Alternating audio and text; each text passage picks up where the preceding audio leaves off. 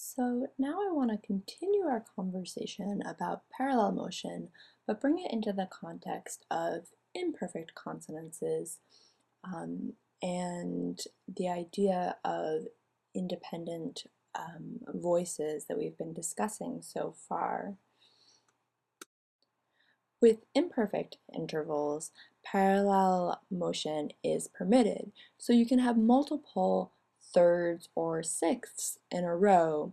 However, in order to promote independent lines, you need to limit the number of thirds and sixths to a maximum of 3 of the same type of interval in a row. But while you can have multiple thirds and sixths in a row, that is limited to stepwise motion. So for instance, here you see we leap by a fifth in both voices. That is really, really bad. Don't do it. So on the right here, it's a little hard to see. In the bass, you have a D leaping up to a G, and in the soprano, you have an A going to a B flat, so a fifth moving to a third. The top voice is moving by stepwise motion, whereas the bottom voice is leaping. This is a situation where this is a pretty good example. If one voice is leaping, the other voice is ideally moving by step.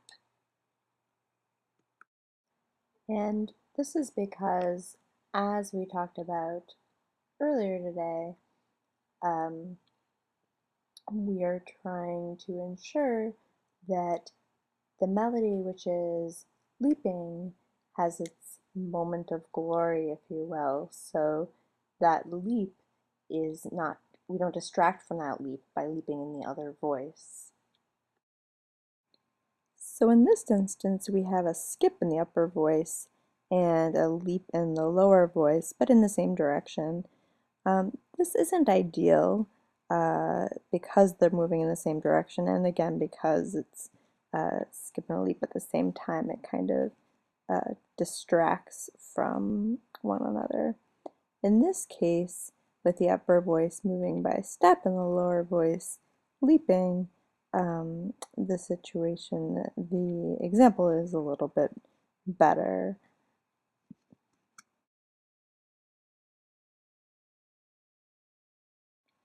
So I want to give a few more examples of specific types of leaps and scenarios in which certain types of leaps are better than others. Moving back to perfect consonances for a minute, here we have fifths following one another that are not moving in parallel motion, but in fact in anti-parallel motion. These are still really, really bad, so do not use them. And here we have simultaneous leaps in the opposite direction. Though they're moving in the opposite direction, so contrary motion, they're still not great because you're losing that moment, that highlighted leap in both of those voices. A skip and a leap moving in contrary motion is all right. In this case, the leap is still highlighted enough to make this an okay example. The best situation, however, in all cases, is if it's possible, if you have a leap in one voice, move in contrary motion by step in the other voice. So leap in one voice, contrary motion by step in the other voice. But most importantly, just remember to avoid simultaneous leaps in the cantus firmus and counterpoint parts. I want to discuss a few additional points that Leitz doesn't cover in his chapter on counterpoint, primarily related to range and register and spacing, but also a couple of other things that are important to know about. So first, range, register, and spacing. As you're writing your species counterpoint examples, just like when you are writing your melodies, you are writing for people to sing. And because of that, you need to respect certain vocal ranges. I have them here listed, so I suggest pausing and writing these all down. You'll notice also that there are certain clefs used for specific vocal ranges: bass, tenor, alto, and the treble clefs for soprano. And this is how you should approach your counterpoints. So write within those ranges for those clefs and use those clefs for those specific ranges.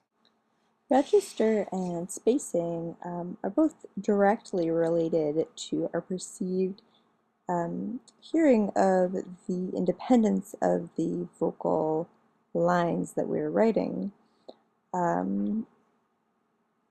So if the voices get too close together, or too far apart, or cross, or overlap, that becomes an issue when we're listening. We can't quite tell the parts apart.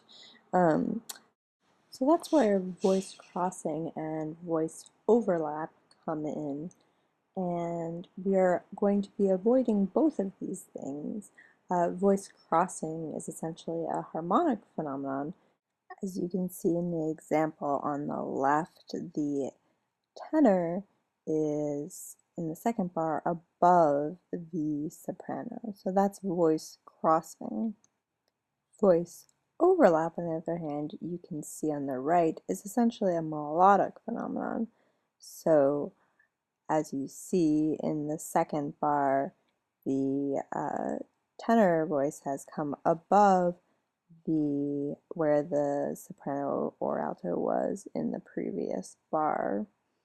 So you have a D where before you had a C, and so there's ambiguity about which voice is which.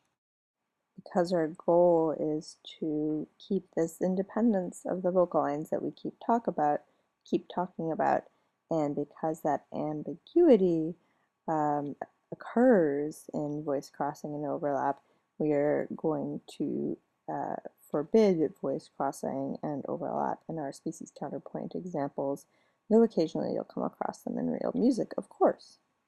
So finally, as we're writing our species counterpoint examples, we want the lines to be not so far apart that we end up getting a sort of thin texture, and so the line seems too disparate. So therefore, it's important to keep the lines within 2 octaves most of the time. And some people would say even smaller range, so I think that's a reasonable goal. As we'll be writing counterpoint examples in minor fairly quickly, in the minor mode, it's important to discuss a couple of key points about that. You already know to be incredibly careful about additional dissonances in the minor key, particularly that re, lay tritone, and also that you need to save the raised la and ti, the leading tone in scale degree 6 raised, for the end of the exercise. But then there's this one other element that we discussed today in class, which is the cross relation.